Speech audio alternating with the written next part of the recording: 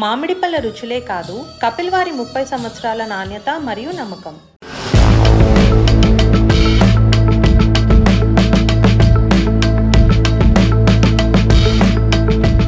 తినడానికి తిండి లేదు కానీ మీసాలకు సంపంగి నూనె అన్నట్టుగా ఉంది పాక్ యుద్ధ సన్నాహాల తీరు. ఆర్థిక వ్యవస్థ అంతంత మాత్రంగానే ఉంది. రుణభారం తడిసి మోపిడైంది. అప్పుల మీద బతుకుబండిని లాగిస్తుంది. మరి భారత్తో యుద్ధం అంటూ వస్తే భవిష్యత్తులో దాయాతి దేశం అసలు కోలుకుంటుందా? అసలు రక్షణ బడ్జెట్ కు సరిపడా డబ్బులున్నాయా? అయినా ఎందుకు పాకిస్తాన్ యుద్ధానికి కాలు దువ్వుతుంది? చైనా అమెరికా అండ చూసుకునే రెచ్చిపోతుందా? ఏంటి పాక్ ధైర్యం? భారత్తో పాకిస్తాన్ యుద్ధానికి దిగేంత సీనుందా అంటే లేదనే చెప్పాలి.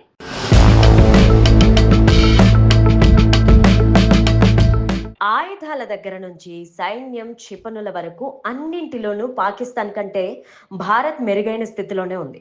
ముఖ్యంగా యుద్ధం చేసేంత ఆర్థిక సామర్థ్యం దాయాది దేశానికి లేదు.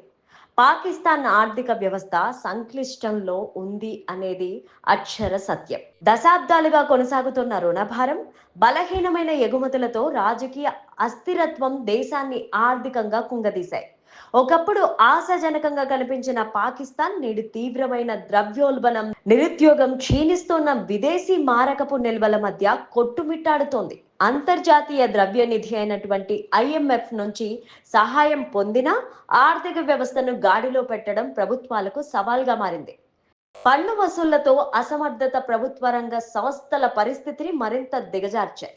నిత్యావసర వస్తువుల ధరలు ఆకాశాన్ని తాకడంతో సామాన్యుల జీవితం దుర్భరంగా మారింది. అక్కడ మధ్యతరగతి ప్రజలకు సరైన తిండి కూడా లభించడం లేదని తెలుస్తోంది. మోటార్ సైకిల్ ఉన్నవారికి అందులో పెట్రోల్ కొట్టించుకోవడానికి డబ్బులు లేని పరిస్థితుల్లో పాకిస్తాన్ యువత ఉంది. అలాంటి పాకిస్తాన్ భారత్ పై యుద్ధానికి దిగుతుందా అంటే లేదని చెప్పాలి. పాకిస్తాన్ ఆర్థిక వ్యవస్థ గత 2 దశాబ్దాలుగా సంక్షోభంలో ఉంది.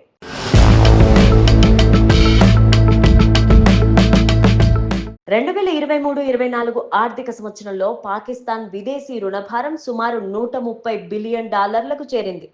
ఇది దేశ జీడిపిలో దాదాపు 50% కంటే ఎక్కువ. విదేశీ మారక నిల్వలు 2025 ఆరంభంలో $8 బిలియన్ కంటే తక్కువగా ఉన్నాయి. ఇవి కేవలం 2 నెలల దిగుమతులకు మాత్రమే సరిపోతాయి.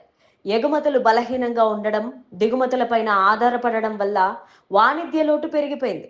ఒకప్పుడు ఆర్థిక వ్యవస్థకు వెన్నెముకగా ఉన్న టెక్స్టైల్ రంగం ఇప్పుడు అంతర్జాతీయ పోటీ, మౌలిక సదుపాయాల కొరతతో కుంటుపడింది. దీనికి తోడు పన్ను వసూళ్లతో అసమర్థత ఆర్థిక సమస్యలను మరింత తీవ్రతరం చేసింది.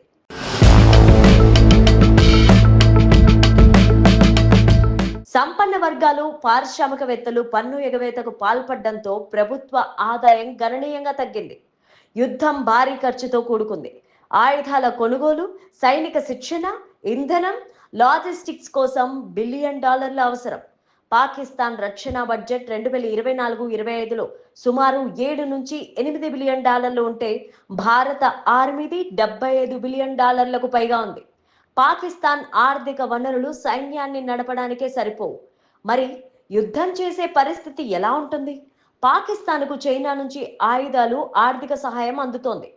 యుద్ధ సమయంలో పాకిస్తాన్ను చైనా నేరుగా సహాయం చేసే అవకాశం తక్కువ. ఎందుకంటే ఇది అంతర్జాతీయ ఒత్తిళ్లకు దారితీస్తోంది. అమెరికా, సౌదీ అరేబియా వంటి ఇతర మిత్ర దేశాలు కూడా పాకిస్తాన్కు ఆర్థిక సహాయాన్ని అందిస్తాయి. కానీ యుద్ధానికి నిధులివ్వడం సందేశాస్పదం.